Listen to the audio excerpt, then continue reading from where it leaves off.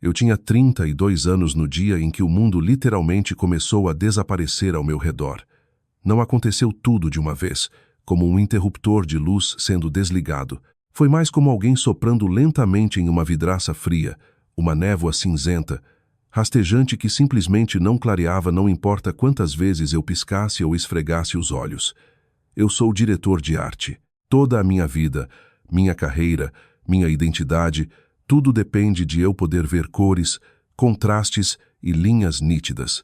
Então, quando me encontrei sentado no consultório estéril e excessivamente iluminado de um oftalmologista naquela tarde de terça-feira, ouvindo o médico soltar palavras como degeneração corneana rápida e perda permanente de visão, senti o ar fisicamente deixar meus pulmões. O médico foi gentil, mas brutalmente firme. Minhas córneas estavam deteriorando a uma taxa agressiva. Se eu não fizesse um transplante especializado e cirurgia reconstrutiva dentro do próximo mês, o dano cruzaria o ponto de não retorno. Eu ficaria cego. Não havia alternativa, nenhum comprimido que eu pudesse tomar para fazer isso parar magicamente. A cirurgia foi agendada para a 3ª semana do mês seguinte, e a recuperação significava 2 semanas completas de escuridão absoluta. 2 semanas com bandagens pesadas sobre os olhos, incapaz de ler, incapaz de dirigir, incapaz de até mesmo olhar para o meu celular. Era aterrorizante, mas era minha única tábua de salvação. Saí da clínica com uma pasta cheia de instruções pré-operatórias e um coração pesado de pavor. Eu precisava da minha família. Você conhece esse instinto, certo? Quando o chão cai debaixo de você, você quer as pessoas que te criaram para te dizer que vai ficar tudo bem. Então, naquele domingo, eu dirigi até a casa dos meus pais para o nosso jantar em família habitual. Deixe-me pintar um quadro da dinâmica da minha família para você. Meus pais, Vitor e Diana, têm uma hierarquia muito específica e não dita. No topo absoluto está minha irmã mais velha, Estela. Estela tem 36 anos, cronicamente desempregada e a indiscutível filha de ouro. Ela tem 2 filhos, Tobias, que tem 7 anos, e Mia, que tem 4. Eles são boas crianças realmente, mas são barulhentos, caóticos e completamente indisciplinados porque Estela acredita que parentalidade significa existir no mesmo cômodo que eles enquanto rola o celular. E então, no fundo dessa hierarquia, estou eu, Ícaro, o confiável, o que tem o bom emprego, o apartamento vazio e o aparentemente poço sem fundo de paciência e fundos. Quando eu passei pela porta da frente, a casa era um caos total. Tobias estava gritando, correndo voltas ao redor da ilha da cozinha enquanto Mia tinha um ataque no tapete, porque seu suco estava no copo azul em vez do vermelho.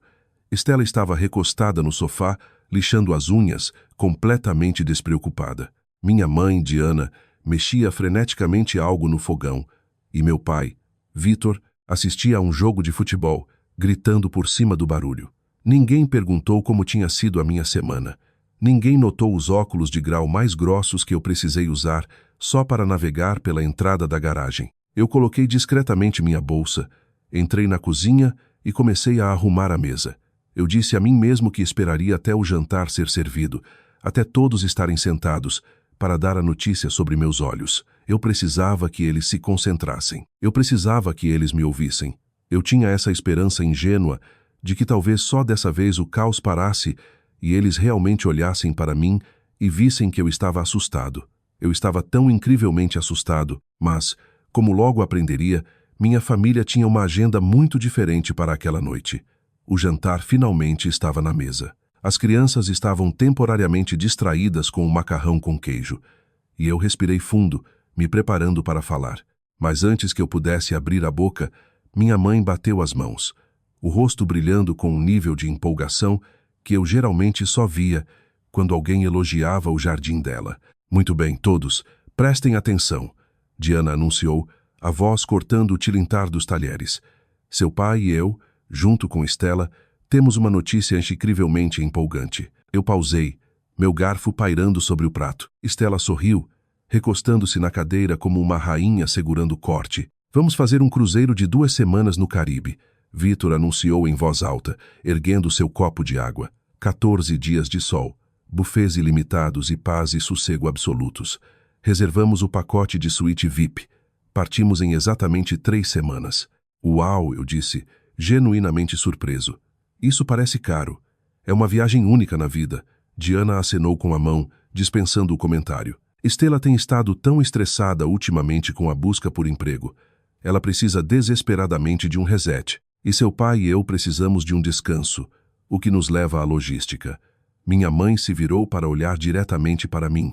Seu sorriso não chegava aos olhos. Era o olhar que ela dava quando estava prestes a me designar uma tarefa da qual eu não poderia recusar. Como o cruzeiro é só para adultos e francamente queremos relaxar de verdade, você vai arrumar uma mala e voltar para o seu antigo quarto aqui por 2 semanas, ela disse.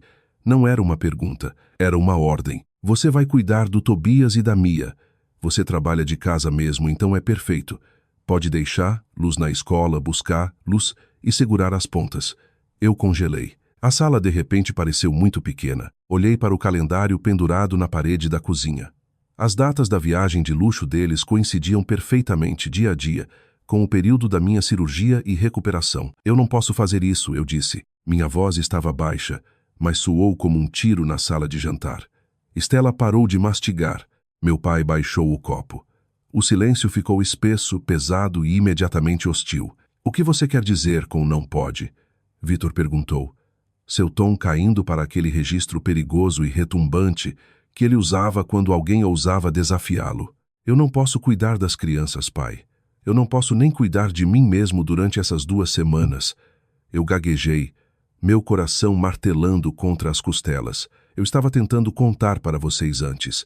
Eu fui ao especialista em olhos na terça-feira. Minhas córneas estão falhando. Eu estou perdendo a visão. Se eu não fizer o transplante e a cirurgia reconstrutiva em 3 semanas, eu vou ficar cego. Eu vou estar completamente vendado e acamado por 14 dias. Eu literalmente não vou ter olhos para cuidar das crianças. Eu esperei pelo suspiro. Eu esperei pelo horror, pela simpatia, pela repentina percepção de que seu filho caçula estava enfrentando uma deficiência que mudaria sua vida. Em vez disso, Estela revirou os olhos. Meu Deus, Ícaro, sério? Estela gemeu, jogando o guardanapo na mesa. Você sempre tem que fazer isso. Você sempre tem que inventar alguma crise para tornar tudo sobre você. Inventar uma crise? Eu engasguei, olhando para ela através da névoa cinzenta da minha visão falhando. Estela, eu estou ficando cego. Isso é uma operação cirúrgica. É uma cirurgia nos olhos, Ícaro. Não é um transplante de coração, Diana retrucou, o rosto corando de raiva. As pessoas fazem LASIK o tempo todo e voltam ao trabalho no dia seguinte. Você está só sendo dramático, porque não quer ajudar sua irmã. Você sabe que ela precisa desse descanso. Não é LASIK, eu levantei a voz. O medo finalmente dando lugar ao desespero. É um transplante. Eu não posso adiar. E eu absolutamente não posso cuidar de 2 crianças pequenas enquanto estou me recuperando em escuridão completa. Vitor bateu o punho na mesa, fazendo os pratos chacoalharem. Chega, nós pagamos os depósitos não reembolsáveis. Nós vamos. Você vai ligar para o seu médicozinho, dizer que está estressado e remarcar essa consulta maldita. Você vai estar aqui para essas crianças porque é isso que a família faz. Você se levanta. Eu olhei para os 3. Meu pai, com o rosto vermelho e furioso. Minha mãe me encarando como se eu fosse um traidor. Minha irmã parecendo entediada e incomodada pela minha cegueira potencial. Eles não se importavam. Eles genuinamente e fundamentalmente não se importavam se eu perdesse a visão, desde que não interferisse no tempo deles na piscina. Eu me levantei, a cadeira raspando duramente no chão de madeira. Eu não gritei, eu não chorei. Eu só olhei para eles e disse a única palavra que me restava. Não. Então eu peguei minha bolsa, saí pela porta da frente e dirigi para longe, deixando a voz gritando da minha mãe desvanecer atrás de mim. Na manhã seguinte, eu acordei me sentindo como se tivesse sido atropelado por um caminhão. Meu celular estava explodindo de notificações. Eu tinha sido removido do grupo da família no WhatsApp. Estela havia postado um longo status passivo-agressivo no Facebook sobre como algumas pessoas são tão egoístas que prefeririam ver o próprio sangue sofrer do que levantar um dedo para ajudar. Os comentários estavam cheios dos amigos dela oferecendo simpatia falsa. Isso me deixou enjoado. Eu precisava sair. Eu não conseguia ficar sentado no meu apartamento olhando para as paredes. Eu arrumei uma pequena mala de pernoite e decidi dirigir até o chalé na serra. Deixe-me explicar o chalé. É uma pequena casa de madeira de 2 quartos lá nas montanhas, a cerca de 2 horas de carro da cidade. A escritura está tecnicamente no nome dos meus pais. Eles compraram barato há 30 anos, mas na última década estava apodrecendo. No ano passado, meu pai reclamou que eles teriam que vender porque estava inabitável. Eu não suportava a ideia de perder o lugar onde passei os verões da minha infância. Então eu entrei. Eu tirei 20 mil das minhas economias pessoais. Eu paguei por um novo telhado, novo encanamento, pisos de madeira inteiramente novos, e passei 6 fins de semana lá de joelhos pintando as paredes e consertando o deck. Eu revivi aquela casa com meu próprio sangue, suor e conta bancária. Era meu santuário. A viagem de carro até a serra foi quieta.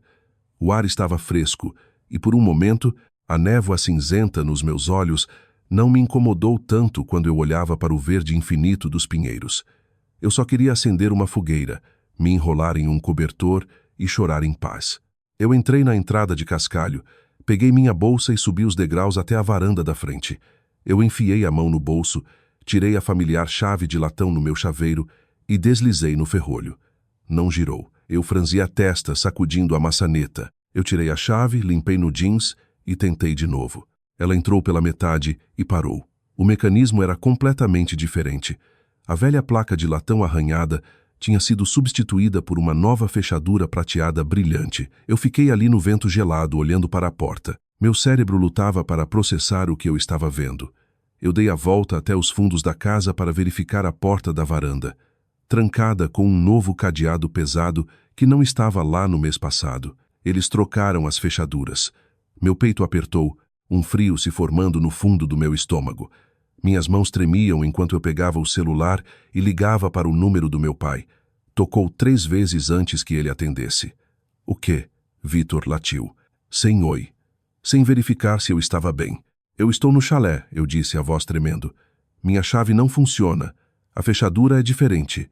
Isso mesmo, ele disse, a voz plana, completamente sem calor.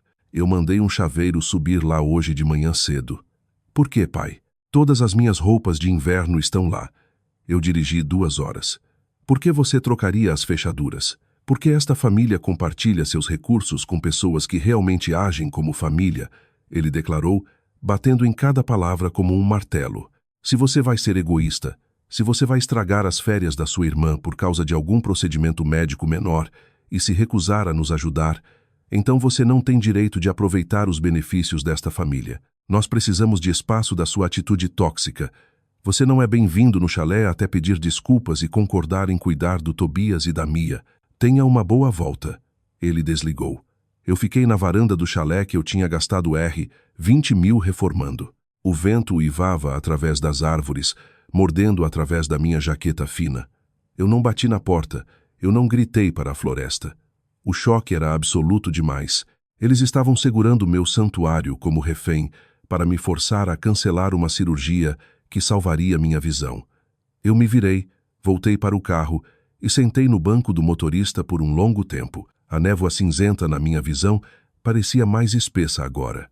Mas, ironicamente, enquanto eu estava sentado ali olhando para a porta trancada, algo mais se tornou cristalino. Eu não era um filho para eles. Eu era uma ferramenta. E quando uma ferramenta para de ser útil, você a tranca no galpão. Eu coloquei o carro em ré e desci a serra. Eu não chorei na longa volta para a cidade. Acho que meu cérebro tinha ativado algum protocolo de sobrevivência, desligando os centros emocionais para que eu pudesse me concentrar em manter o carro na estrada, apesar da visão borrada. Quando finalmente entrei no meu apartamento, o silêncio era ensurdecedor. Não era o silêncio pacífico de um santuário. Era o silêncio pesado e sufocante de um quarto vazio depois de um funeral. Eu joguei as chaves no balcão, fui direto para o meu escritório em casa e sentei na mesa. Eu abri o laptop. A luz azul machucava meus olhos, me forçando a apertar os olhos. Mas eu não me importava. Eu precisava de dados. Eu precisava de prova dura e inegável do que minha vida realmente tinha sido na última década. Porque claramente minha memória de ser um filho devotado não combinava com a realidade deles de eu ser um fardo egoísta. Eu abri meu disco rígido externo e cliquei em uma pasta rotulada Finanças. Deixe-me contar como minha família operava e como eu me tornei a rede de segurança designada. Começou pequeno. Quando eu tinha 24 anos, acabando de conseguir meu primeiro emprego decente como designer júnior, Stella decidiu que queria ser coach de vida. Ela precisava de um programa de certificação que custava R$3.000. Meus pais me disseram que era meu dever como irmão investir no futuro dela, especialmente porque eu era solteiro e tinha renda disponível. Eu paguei. Stella nunca terminou o curso. 2 anos depois, foi um carro. A transmissão de Stella explodiu e ela precisava de um veículo para levar Tobias para a pré-escola. Meu pai me ligou, a voz pesada de estresse, dizendo que não conseguia dormir sabendo que o neto dele estava pegando o ônibus público. Eu fiz um empréstimo no meu nome, um sedã confiável, e Stella prometeu fazer os pagamentos mensais. Ela fez exatamente 2 pagamentos antes de ter que priorizar as compras de supermercado. Eu quietamente absorvi o empréstimo do carro pelos próximos 4 anos para que meu crédito não fosse destruído. Eu abri uma planilha mestre do Excel e comecei a digitar. Eu sou um guardador de registros meticuloso. É um hábito ocupacional. Eu tinha recibos, extratos bancários e confirmações de e-mail para cada transação importante. Eu só nunca tinha colocado tudo em uma única página antes. Eu registrei o carro. Eu registrei os R$3.000 para o golpe de coach de vida. Eu registrei a vez que o forno dos meus pais quebrou no meio do inverno e eu paguei R$4.500 por uma substituição de emergência porque a pensão de Vitor estava esticada demais naquele mês. Então vieram as despesas recorrentes. Há 3 anos, Vitor e Diana me sentaram e me deram um longo discurso sobre como a inflação estava devorando a aposentadoria deles. Eles pareciam tão pequenos e preocupados.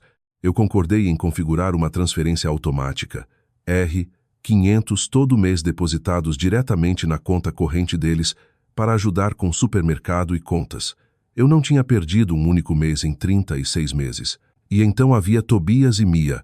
Quando Tobias fez 5 anos, Stella insistiu que a escola pública arruinaria o espírito criativo dele. Ela encontrou um programa Montessori particular. A mensalidade era impressionante. Meus pais choraram, literalmente choraram, dizendo que Tobias merecia o melhor começo na vida. Então, o que o bom e confiável tio fez? Eu comecei a pagar as taxas escolares diretamente para a academia. Todo semestre, linha por linha, coluna por coluna, eu documentei meu amor. Eu documentei minha lealdade. Eu documentei cada vez que pulei férias, cada vez que comprei roupas em liquidação, cada vez que trabalhei hora extra só para manter a paz e comprar a felicidade da minha família. A planilha cresceu mais longa, os números se empilhando na coluna da direita. Um monumento digital à minha própria tolice. Meus olhos ardiam, lacrimejando profusamente enquanto eu encarava a tela. Mas eu não conseguia parar. Eu estava possuído pela necessidade de ver o saldo final. Eu destaquei a coluna final, arrastei o cursor até a última entrada, os R$20.000 para a reforma do chalé na Serra, e cliquei no botão de soma automática. O número piscou na tela. Era tão grande, tão absurdo que por um segundo meus olhos embaçados se recusaram a processar. Eu pisquei com força, limpando a umidade, e me inclinei mais perto do monitor até meu nariz quase tocar o vidro. R$84.000. Eu me recostei na cadeira, o fôlego saindo de mim em um suspiro irregular. R$84.000. Em menos de 10 anos, eu tinha derramado o equivalente a uma entrada para uma bela casa ou uma conta de aposentadoria totalmente financiada diretamente nos bolsos de pessoas que tinham acabado de trocar as fechaduras em mim porque eu me recusei a sacrificar minha visão pela viagem tropical deles. Eu sentei sozinho no meu escritório escuro, o brilho do monitor lavando meu rosto, e experimentei um colapso psicológico completo. Não foi um colapso de choro alto, foi uma realização quieta que abalava a terra da minha própria realidade patética. Eu analisei, tirando as paredes emocionais defensivas que eu tinha construído ao longo de uma vida. Por que eu fiz isso? Porque eu entreguei meu dinheiro suado repetidamente. Era a dinâmica clássica da filha de ouro e do bode expiatório. Stella nasceu para ser amada. Eu nasci para ser útil. Eu percebi com clareza nauseante que eu sofria de um caso terminal de tentar comprar o afeto dos meus pais. Eu inconscientemente acreditava que se eu fosse generoso o suficiente, se eu resolvesse problemas suficientes, se eu nunca dissesse não, eles eventualmente olhariam para mim do jeito que olhavam para Stella. Eles me veriam, eles me valorizariam.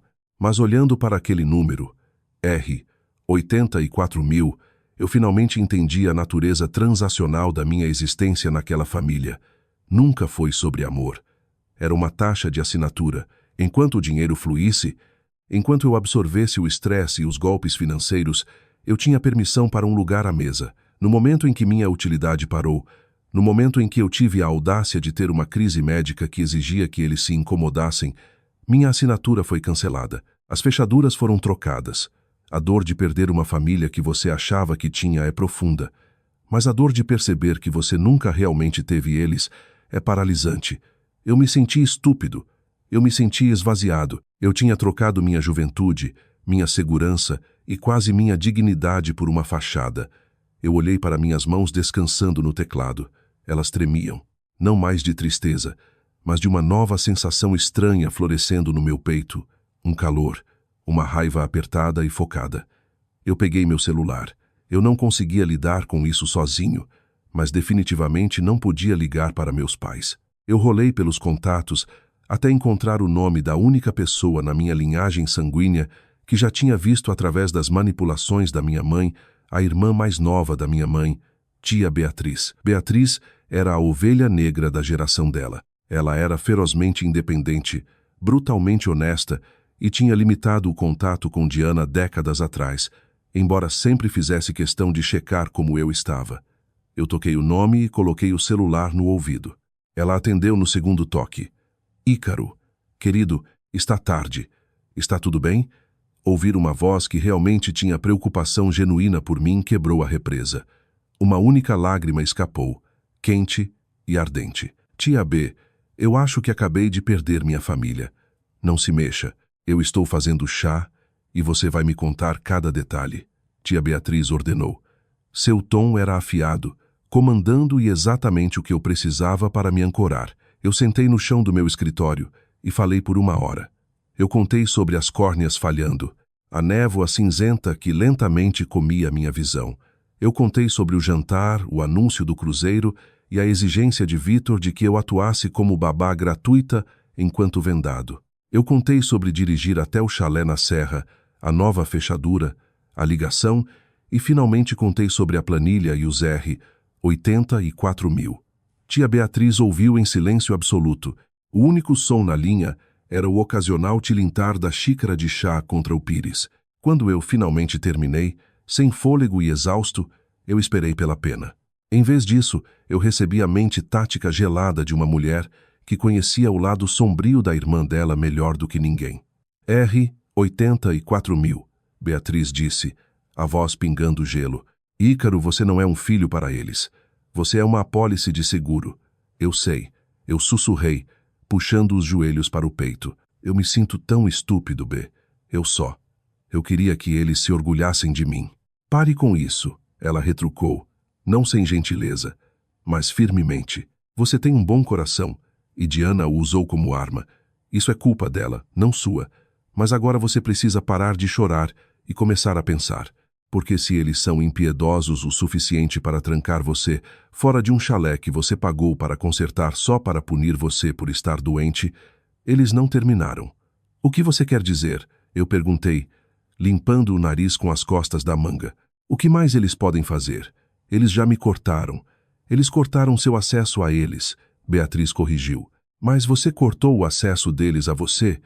Eu franzi a testa, confuso. Eu não falei com eles desde ontem. Ícaro, escute com atenção. A voz de Beatriz caiu 1 octava, adotando um tom de extrema urgência. Há 2 anos, quando seu pai teve aquele susto cardíaco menor, Diana fez um grande alarde sobre contas médicas. Você me contou que abriu um cartão de crédito conjunto com sua mãe. Um cartão de limite alto destinado estritamente para emergências médicas e deu a ela uma cópia física para que ela não entrasse em pânico. Você se lembra? Um choque de pura eletricidade desceu pela minha espinha. A sala pareceu girar. Sim, o cartão de emergência médica. Era um cartão premium de recompensas de viagem que eu tinha aberto porque tinha um limite massivo de R$ 30.000. Eu tinha entregado o cartão físico para minha mãe em uma cafeteria de hospital, dizendo para ela guardar no cofre e só usar se fosse questão de vida ou morte para poupar o estresse de empréstimos. Eu tinha completamente esquecido dele. Ela nunca tinha usado, nem uma vez em 2 anos. Sim, eu respirei, meu batimento cardíaco acelerando para um galope frenético. Eu dei o cartão para ela, mas ela não faria isso. Ela não faria. É para emergências. Ícaro, Beatriz disse, a voz ecoando com pena e pavor. Eles acabaram de reservar um cruzeiro de luxo no Caribe, um pacote de suíte VIP. Estela não tem dinheiro. A pensão de Vitor não cobre suítes VIP num capricho, e eles acabaram de declarar guerra contra você.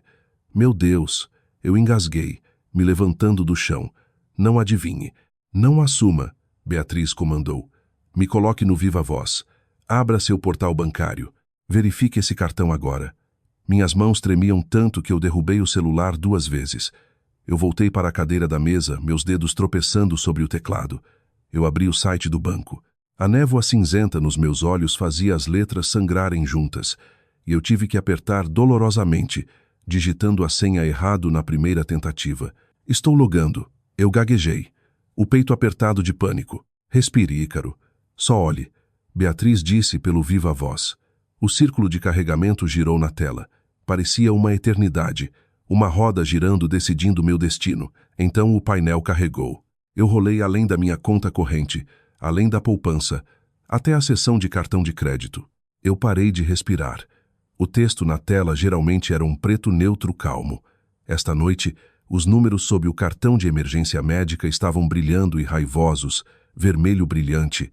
Saldo disponível, R0 status, no limite máximo. Eu esfreguei os olhos, pressionando os calcanhares das palmas nas órbitas com tanta força que doía, rezando que minhas córneas falhando estivessem só pregando uma peça cruel em mim. Eu abri os olhos e me inclinei centímetros do monitor. O texto vermelho ainda estava lá.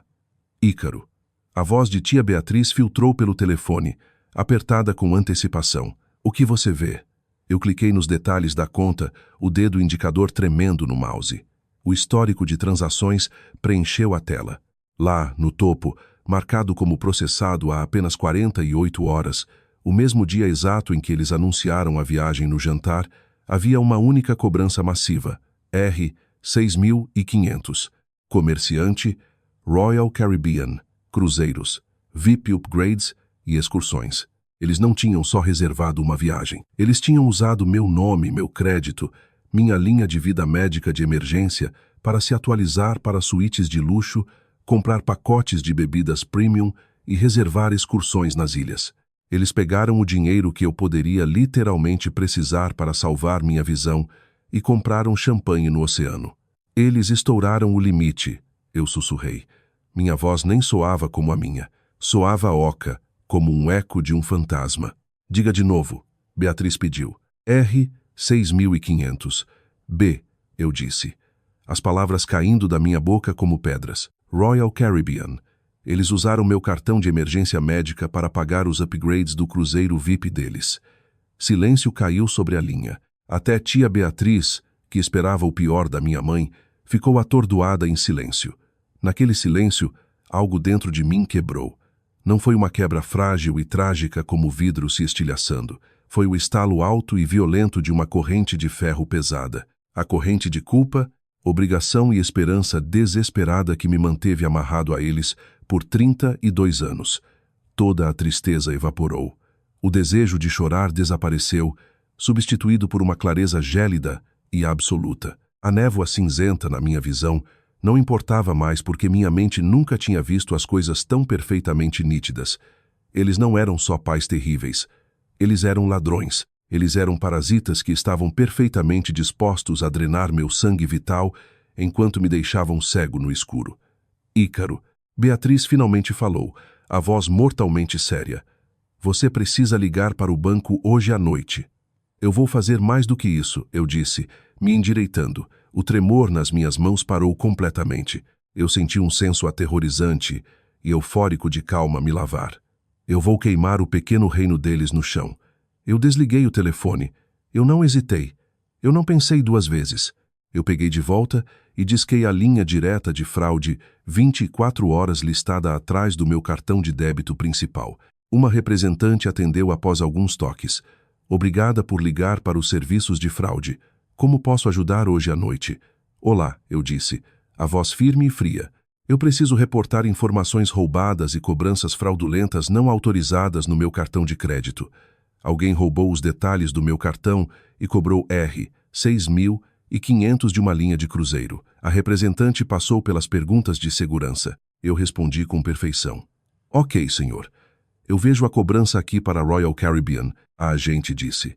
Como o senhor está reportando isso como fraude, vamos iniciar o protocolo imediato de estorno ao comerciante. Os fundos serão recuperados da linha de cruzeiro e seu cartão será permanentemente congelado e fechado. O senhor autoriza isso? Eu pensei no quase ataque cardíaco do meu pai. Eu pensei em Estela revirando os olhos para a minha cegueira iminente. Eu pensei no novo cadeado no chalé que eu sangrei para reformar. Sim, eu disse. Um sorriso lento e sombrio se espalhando pelo meu rosto no quarto vazio. Eu quero congelar tudo. Desligue. Pronto. O estorno está iniciado. A agente confirmou. O comerciante deve receber o aviso de reversão em 48 horas. 48 horas. Bem na hora em que minha amorosa família estaria de pé no porto de Miami, tentando embarcar no navio de luxo deles. Eu desliguei o telefone. O caixa eletrônico tinha oficialmente fechado as portas, e amanhã de manhã eu ia garantir que eles nunca mais pudessem fazer um saque. A manhã de segunda chegou com um vento frio e cortante que chicoteava pelas ruas da cidade, mas eu não sentia o frio. Eu me sentia completamente isolado por um senso aterrorizante e profundamente focado de calma. Eu não tinha dormido um único minuto durante todo o fim de semana.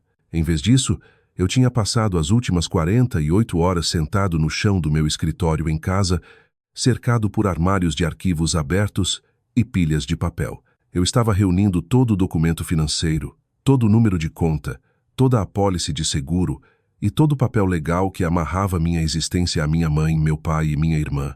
Exatamente às 9 da manhã, no segundo em que as pesadas portas de vidro se destrancaram, eu entrei no escritório elegante e quieto do meu consultor financeiro, Carmen. Carmen sempre foi uma mulher quieta e altamente observadora.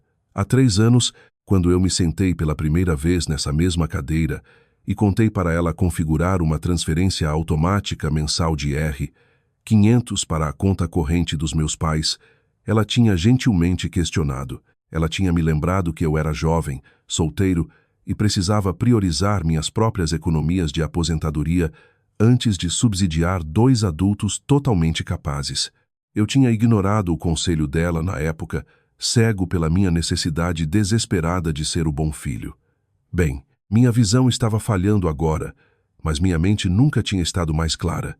Eu não ia ignorar o conselho dela nunca mais. Eu me sentei na pesada cadeira de couro do outro lado da mesa de mogno dela.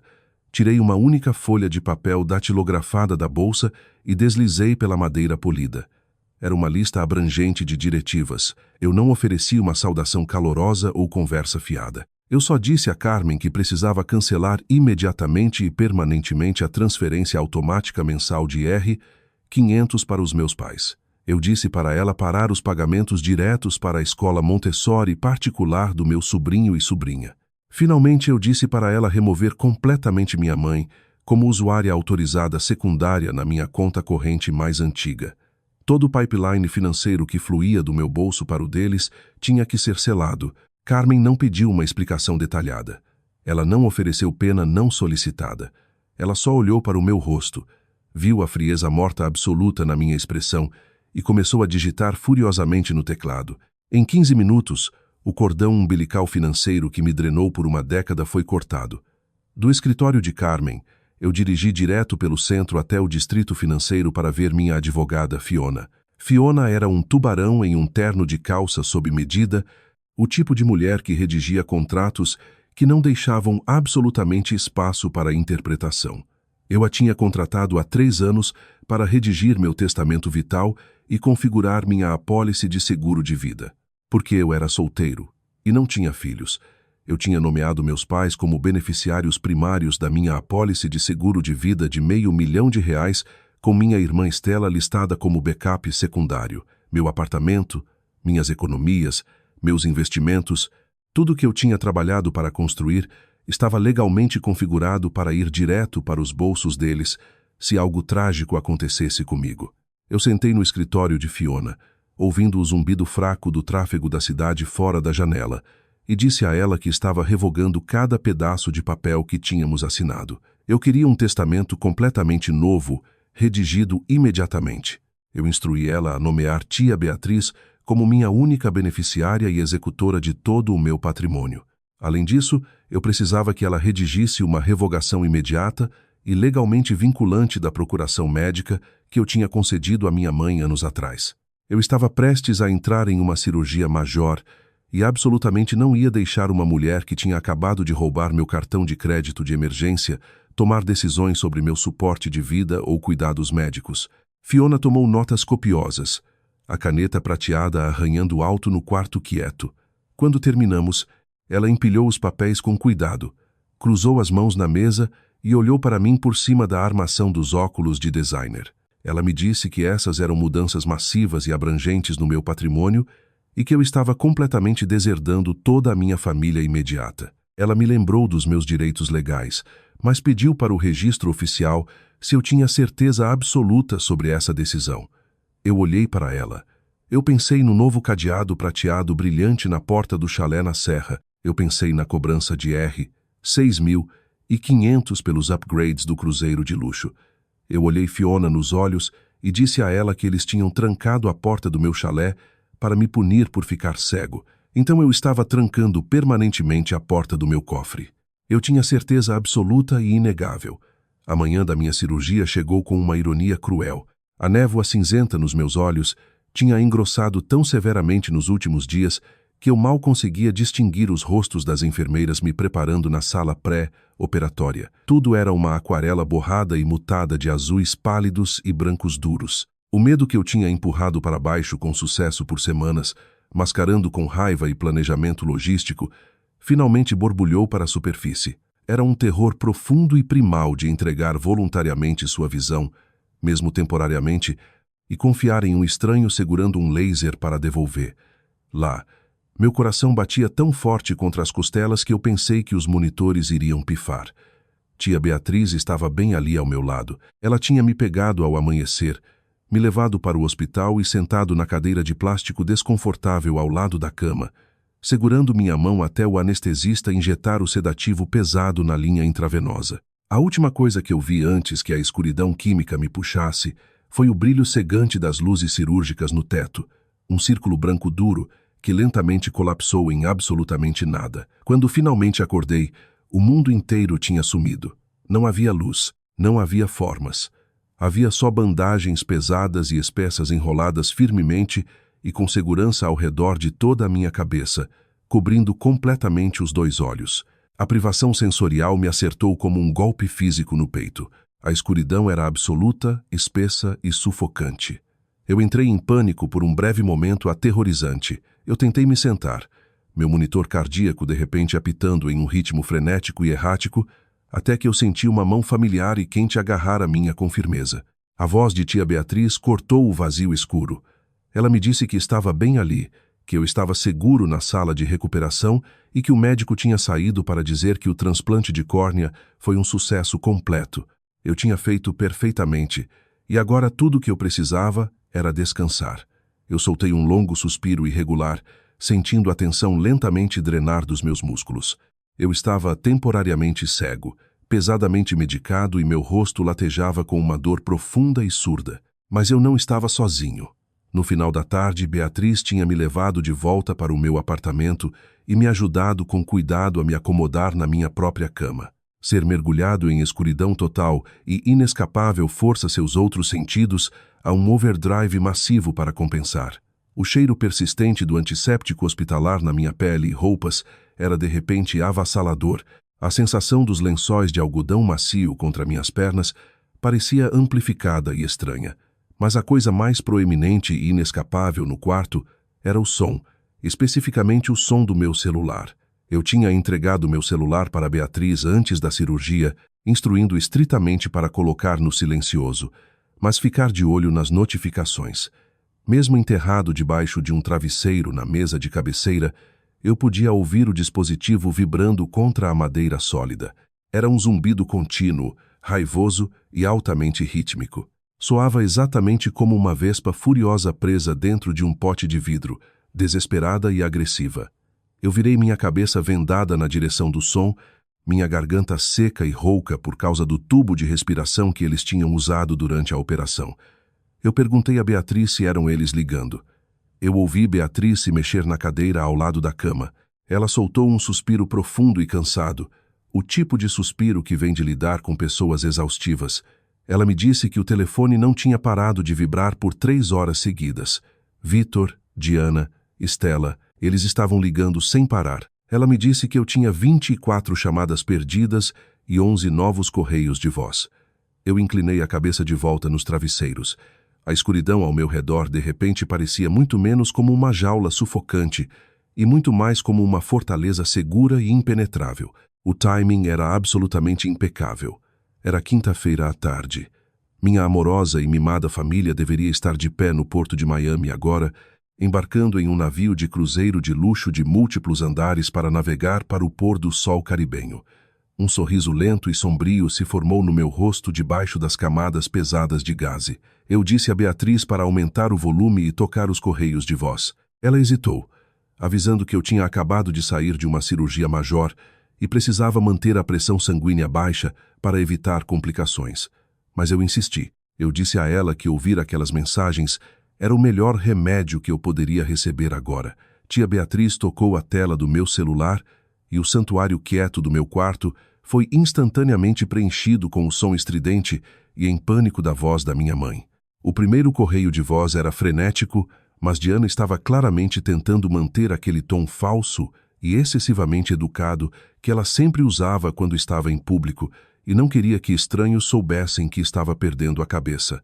Pelo áudio terrível da conexão, eu podia ouvir claramente o barulho caótico do terminal do cruzeiro, o rolar de malas pesadas, os anúncios altos pelo interfone e o bate-papo de milhares de vacacionistas animados. A voz de Diana tremia enquanto ela ordenava que eu atendesse o telefone naquele exato segundo. Ela disse que eles estavam de pé no balcão de embarque prioritário em Miami e havia algum erro ridículo e embaraçoso com o meu cartão de crédito. O agente de bilhetes estava dizendo que a cobrança massiva para os upgrades da suíte VIP tinha sido oficialmente sinalizada como fraude e completamente revertida. Eles não conseguiam pegar as chaves do quarto. Ela exigiu que eu ligasse para o banco imediatamente, esclarecesse o mal-entendido e consertasse o problema, porque eles estavam segurando uma fila enorme de pessoas importantes. Beatriz tocou a tela para pular para a próxima mensagem. Tinha sido deixada exatamente 10 minutos depois. Dessa vez era meu pai. O tom educado de fachada pública tinha sumido completamente, substituído por raiva pura e sem filtro. A voz de Vitor trovejou pelo alto-falante, tão alta que me fez encolher na cama. Ele exigiu saber que diabos estava acontecendo. Ele gritou que o gerente de piso do Royal Caribbean tinha sido chamado e dito na cara deles que o titular real do cartão tinha reportado a transação de upgrade VIP como informação roubada. Ele perguntou se eu tinha perdido completamente a cabeça. Ele ordenou que eu ligasse de volta para o departamento de fraude, autorizasse a cobrança de R$ 6.500 naquele exato segundo e parasse de embaraçar a família na frente de centenas de estranhos. Eu deitei perfeitamente imóvel no escuro, minha mente pintando sem esforço um quadro bonito e vívido da cena. Eu imaginei Vitor vestido com sua camisa de linho de férias cara e ridícula, o rosto virando um tom roxo de raiva enquanto suava sob a umidade brutal de Miami. Eu imaginei Diana agarrando seu chapéu de sol designer oversized, a cor drenando do rosto enquanto ela percebia que o bilhete dourado que ela tinha roubado tão esperta estava rapidamente virando cinzas sem valor. E eu imaginei Estela de pé ali, com suas 2 malas enormes lentamente chegando à realização horrível de que ela não ia embarcar naquele buffet flutuante. O terceiro correio de voz era de Estela, e ela tinha abandonado toda a dignidade. Ela estava chorando histericamente. Ela me chamou de pirralho vingativo. Ela soluçou no telefone perguntando como eu podia fazer isso com eles depois de tudo que ela tinha passado ultimamente. Ela uivou que o pessoal de segurança estava realmente pedindo para eles saírem da área de embarque e irem para o lado. Ela exigiu que eu consertasse agora, gritando que eu devia essa viagem a ela. Os correios de voz progrediram lindamente nas próximas horas, rastreando a descida emocional deles de exigências arrogantes para raiva cegante e finalmente para pânico absoluto no fundo do poço. Vitor deixou uma mensagem ameaçando me deserdar formalmente. Diana deixou um correio de voz choroso tentando me gaslightar e culpar, alegando que a condição cardíaca do meu pai não aguentaria esse nível de estresse e que se ele tivesse um ataque cardíaco no terminal, seria minha culpa. Estela mandou uma barragem de mensagens de texto que Beatriz leu em voz alta para mim, em uma voz monótona plana, me chamando de todos os nomes vis e indizíveis do dicionário.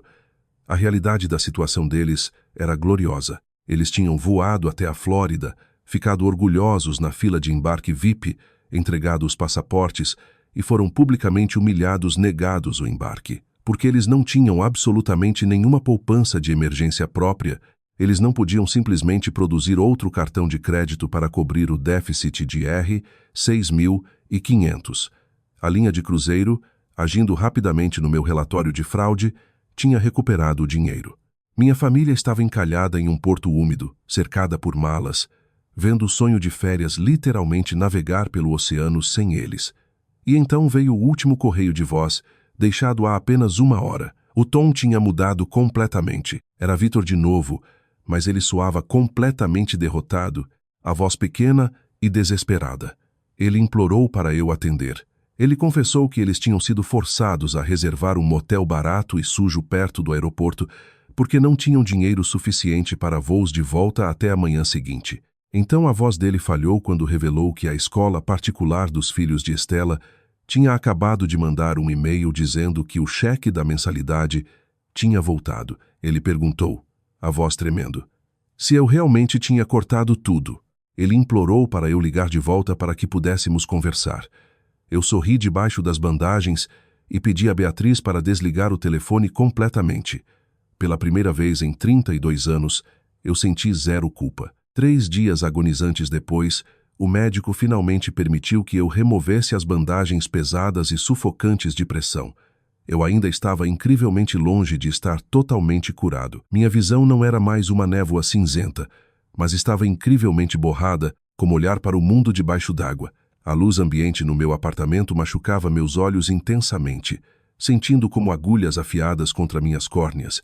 Então eu tinha que usar óculos escuros grossos e envolventes, mesmo com todas as persianas fechadas. Mas eu podia ver os contornos dos móveis. Eu podia ver as cores das paredes. Eu não estava mais cego. Tia Beatriz tinha acabado de sair para a farmácia local pegar a próxima rodada necessária de colírios antibióticos caros. Eu estava sentado quieto no sofá da sala, tomando uma xícara de café quente quando a batida começou. Não era uma batida educada de vizinho, era uma martelada violenta e altamente agressiva contra a madeira sólida da minha porta da frente. Sacude as dobradiças e ecoava alto pelo apartamento quieto. Eu não precisava verificar o olho mágico. Eu sabia exatamente quem estava do outro lado.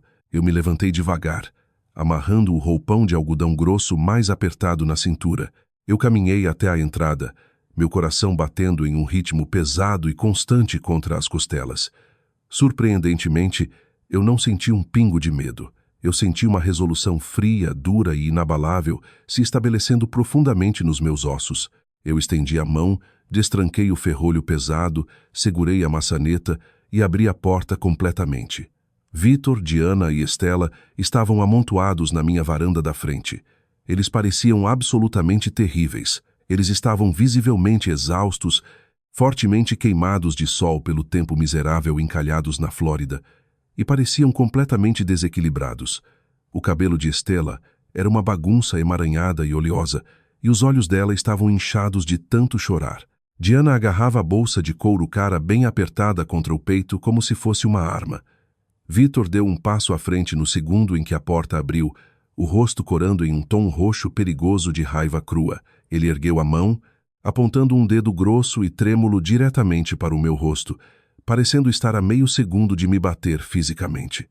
Ele cuspiu as palavras para mim, a voz tremendo de fúria absoluta. Ele me chamou de lixo ingrato. Ele gritou que eu tinha arruinado completamente eles, que eu tinha humilhado o nome da família, encalhado eles em um motel terrível na Flórida e intencionalmente cancelado os pagamentos da escola dos meus sobrinhos só para ser vingativo. Ele exigiu saber quem diabos eu achava que era. Ele deu um grande passo ameaçador para frente, claramente tentando me intimidar, tentando usar seu tamanho físico e décadas de autoridade parental para me empurrar de volta para dentro da casa. Eu não me movi um centímetro. Eu fiquei firme no limiar. Meus óculos escuros enormes, completamente escondendo meus olhos, curando e injetados de sangue, encarando de volta o rosto vermelho e suado dele. Eu mantive minha voz perigosamente baixa e perfeitamente estável, cortando os gritos dele. Eu disse a ele que eu era a pessoa cujo cartão de crédito ele tinha acabado de roubar. Diana gritou de trás do ombro dele, a voz aguda e desesperada. Ela berrou que era um cartão de família de emergência, que eles eram parentes de sangue e que tinham todo o direito legal e moral de usar como quisessem. Eu larguei o título de mãe completamente. Eu olhei direto para ela e declarei que um cruzeiro de luxo no Caribe não era uma emergência médica. Eu disse a ela que ela tinha pegado R$6.500 sem permissão. Ela tinha cometido fraude de cartão de crédito felony e roubado da própria filha. Enquanto aquela filha se preparava para entrar em uma sala de cirurgia para salvar a si mesmo de ficar cego, ela realmente estremeceu, recuando como se minhas palavras tivessem batido fisicamente nela. Estela empurrou nossa mãe, se aproximando bem ao lado de Vitor. Ela gritou que eu era um mentiroso patológico, que eu estava fazendo isso só pela atenção doente, e me acusou de literalmente matar de fome os filhos dela ao cortar a mensalidade essencial da escola. Eu enfiei a mão bem fundo no bolso profundo do roupão, tirei um envelope grosso e pesado dobrado ao meio e joguei com toda a força direto no peito de Estela. Ele acertou, ricocheteou e os papéis impressos se espalharam selvagemente pelo concreto da varanda. Eram os extratos bancários detalhados, minha planilha de R$84.000. Minha voz finalmente subiu, deixando uma década de raiva suprimida explodir no ar aberto. Eu disse a Estela que eu tinha pago o caminho dela pela vida por 10 anos. Eu lembrei a ela que eu comprei carros para ela, paguei aluguel, financiei a educação das crianças dela e reconstruí completamente o chalé na serra que eles tinham orgulhosamente trancado para mim. Eu disse aos três que eu não era um filho, um irmão ou um membro da família para eles. Eu era só um banco, e a partir desta semana, o banco estava permanentemente e irrevocavelmente fechado. Vitor me encarou, os punhos cerrados tão apertados que os nós dos dedos estavam brancos. Ele exigiu que eu revertesse a reclamação de fraude imediatamente e reinstaurasse as transferências de dinheiro mensais, ameaçando que se eu me recusasse eu nunca mais pisaria na casa deles e seria morto para a família. Eu soltei uma risada áspera, seca e genuinamente divertida, que ecoou alto pela rua suburbana quieta. Eu disse a ele que eles já tinham me matado no dia em que exigiram que eu cancelasse minha cirurgia por uma viagem. Eu baixei a voz para um sussurro aterrorizante e absoluto. Eu prometi a eles que se eles alguma vez voltassem à minha propriedade, se eles alguma vez ligassem para o meu telefone ou tentassem contatar meu empregador, eu não só deixaria a reclamação de fraude como estava, eu marcharia até a delegacia, registraria um boletim de ocorrência formal por roubo de identidade e furto qualificado, entregaria cada documento ao promotor e assistiria feliz meus pais irem para a prisão federal nos anos dourados deles. Eles congelaram completamente. A convicção gelada e absoluta na minha voz paralisou os três. Eles estavam acostumados com um bode expiatório que recuava, que chorava, que pedia desculpas para manter a paz. Eles não reconheceram a pessoa de pé na frente deles no roupão e óculos escuros. Eu apontei para a rua e ordenei que saíssem da minha propriedade antes que eu chamasse a polícia por invasão criminosa. Por um longo momento agonizante, ninguém se mexeu. Então Vitor lentamente baixou a mão apontando. Todo o blefe arrogante drenou dele, substituído pela repentina e nauseante percepção de que ele tinha perdido permanentemente todo o poder sobre mim.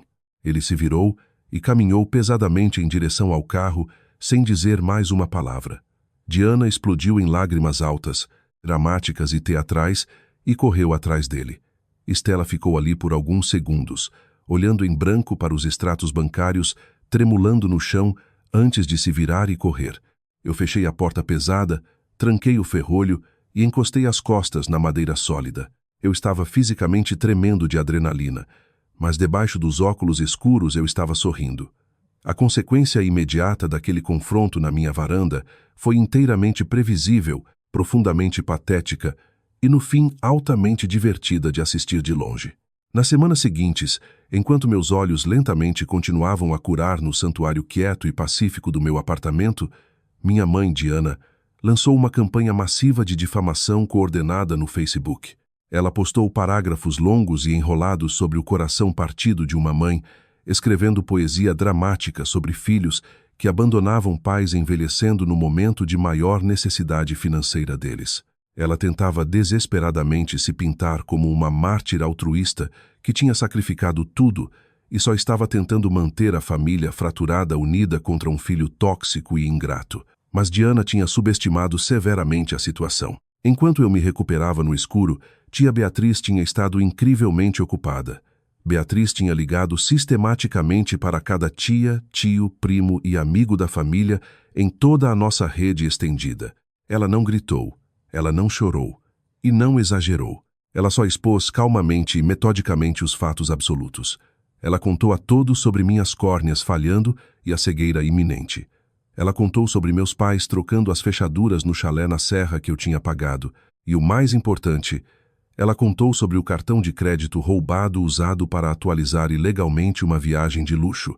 Então, quando os posts altamente dramáticos e manchados de lágrimas de Diana finalmente foram ao ar, o exército de macacos voadores que ela esperava plenamente que se reunisse e me atacasse nunca se materializou. Em vez disso, os posts dela foram recebidos com um silêncio ensurdecedor e humilhante de toda a família estendida.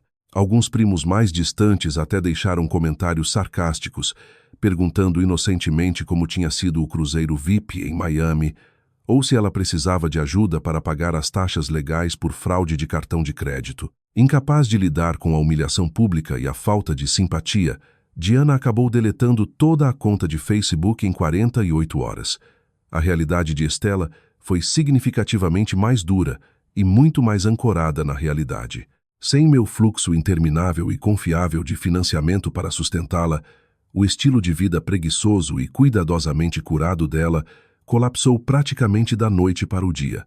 Porque os cheques da mensalidade voltaram, ela foi forçada a tirar Tobias e Mia da cara escola Montessori particular e matricular-los no sistema escolar público local subfinanciado. Pela primeira vez em mais de uma década, ela realmente teve que sair, se candidatar a empregos e começar a trabalhar no varejo só para impedir que o carro financiado fosse retomado pelo banco. A filha de ouro finalmente estava sendo forçada a viver e sobreviver no mundo real como uma adulta de verdade. Apesar da profunda satisfação de ver o karma e a justiça finalmente servidos, ainda havia uma tristeza pesada e persistente no meu coração. Não era pelos meus pais, e certamente não era pela minha irmã. Era por Tobias e Mia. Aquelas duas crianças pequenas eram vítimas inocentes em uma guerra tóxica e miserável que elas não entendiam e não pediram para fazer parte. Cerca de um mês completo depois do confronto explosivo na minha varanda, tia Beatriz veio ao meu apartamento para nosso novo almoço semanal estabelecido. Ela entrou na cozinha, largou a bolsa no balcão e me entregou um envelope branco amassado e um pouco sujo. Ela revirou os olhos e explicou que tinha esbarrado acidentalmente em Estela no supermercado local. Estela tinha tentado infantilmente ignorá-la e ir para o outro lado, mas Tobias, de 7 anos, tinha corrido. Ele tinha rapidamente enfiado o envelope na bolsa de Beatriz e sussurrado um pedido secreto para ela me dar. Eu sentei na ilha da cozinha e abri o envelope com muito cuidado, as mãos tremendo ligeiramente. Dentro havia um pedaço de papel de construção padrão dobrado. Era um desenho feito com crayon grosso e ceroso. Mostrava 2 figuras de palito de pé ao lado de uma árvore verde muito torta. Uma figura era pequena e a outra muito mais alta, usando óculos escuros pretos exagerados enormes escritos em letra irregular e trêmula de 2ª série. No topo da página, Havia uma curta mensagem. Dizia que ele sentia minha falta. Ele sentia muito que a mãe e a avó dele ficavam tão bravas o tempo todo, e ele estava realmente feliz que meus olhos não doíam mais e eu podia ver de novo. Ele assinou com um coração desajeitado. Eu sentei no balcão e finalmente desabei. Eu chorei. Foi a primeira vez que eu chorei de verdade e profundamente desde que todo esse pesadelo horrível começou semanas atrás. Eu chorei pela inocência pura e intocada de um menino pequeno que só sentia falta do tio, uma criança completamente e totalmente alheia à ganância tóxica e ao entitlement que tinha infectado tão profundamente a mãe e os avós dele. Eu peguei aquele desenho de crayon, alisei as rugas e prendi orgulhosamente no centro da minha geladeira. Na manhã seguinte, eu peguei o telefone e liguei para Carmen, minha consultora financeira. Eu instruí ela a pegar R$20.000, o mesmo valor exato que eu tinha tolamente desperdiçado consertando aquele chalé idiota na serra, e dividir. Eu mandei ela criar 2 fundos fiduciários à prova de bala, legalmente irrefutáveis, um para Tobias e um para Mia. Os fundos eram estritamente trancados. Eles não podiam ser acessados, tocados, usados como garantia ou até vistos por Stella, Vitor ou Diana sob nenhuma circunstância. O dinheiro seria liberado automaticamente para as crianças quando elas fizessem 18 anos, especificamente designado para ajudar com mensalidade universitária ou entrada de uma primeira casa. Eu estava completamente e totalmente acabado com minha família, mas me recusava a deixar a incompetência financeira e a ganância deles destruir completamente o futuro da próxima geração. Eu plantei uma pequena semente de esperança para aquelas 2 crianças, tranquei com segurança fora do alcance dos pais e finalmente caminhei para longe limpo. 6 meses depois, eu fiquei quieto na frente do espelho alto de corpo inteiro no meu quarto e respirei fundo, incrivelmente profundo, deixando o ar encher completamente meus pulmões. Eu não estava mais usando os óculos de grau grossos e sem graça. Eu não estava mais me escondendo atrás dos óculos escuros protetores envolventes que me faziam parecer que estava constantemente evitando os paparazzi. Minhas córneas tinham curado lindamente e perfeitamente. A névoa cinzenta, aterrorizante e rastejante, que tinha ameaçado roubar permanentemente meu mundo, tinha sumido 100% completamente. As cores cotidianas do meu quarto, o âmbar quente e rico do piso de madeira, o branco limpo e nítido dos lençóis recém-lavados, o verde vivo das minhas plantas envasadas na janela eram incrivelmente afiadas, brilhantes e de tirar o fôlego. Eu caminhei até a cama, fechei o zíper da minha mochila de viagem grande e pesada de lona e joguei a alça confortavelmente sobre o ombro. Hoje era um dia muito importante. Pelos primeiros 32 anos da minha vida, eu tinha derramado desesperadamente cada grama de energia, meu dinheiro suado e meu amor condicional em um buraco negro massivo e insaciável. Eu tinha voluntariamente sacrificado minhas próprias férias, minha paz de espírito, minha segurança financeira e quase minha visão literal, tudo só para manter quentes pessoas que teriam assistido felizmente eu congelar até a morte, se isso significasse economizar alguns reais. Mas hoje, a narrativa finalmente estava mudando. Hoje eu estava tirando férias de 2 semanas. Eu absolutamente não estava dirigindo até um chalé trancado na Serra Fria, e certamente não estava embarcando em um navio de cruzeiro de luxo ridículo com parentes ingratos. Eu estava voando para a Europa, completamente sozinho. Eu tinha planejado 14 dias gloriosos vagando sem rumo por museus de arte massivos em Paris, comendo quantidades incríveis de massa autêntica em Roma e simplesmente encarando a arquitetura histórica linda em Barcelona. E a melhor parte absoluta de toda a viagem era o fato de que eu estava pagando cada voo, hotel e refeição com o dinheiro que eu tinha economizado sem esforço nos últimos 6 meses, simplesmente recusando ser o caixa eletrônico pessoal de 0 juros da minha família. Eu saí do apartamento, tranquei a porta com segurança atrás de mim, desci as escadas e saí na calçada para a manhã quente e brilhante de sol. O ar fresco da cidade parecia fisicamente mais leve nos meus pulmões.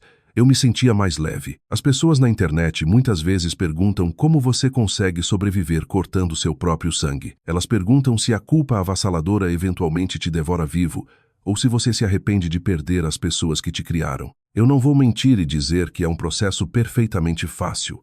Sempre vai haver momentos quietos e inesperados, Quando você passa por um parque e vê uma família grande rindo juntos em uma mesa de piquenique e uma dor fantasma, afiada aperta fundo no peito pela família amorosa e de apoio que você sempre desejou desesperadamente ter. Mas a verdade fria e dura é que a família que eu estava lamentando nunca existiu de verdade.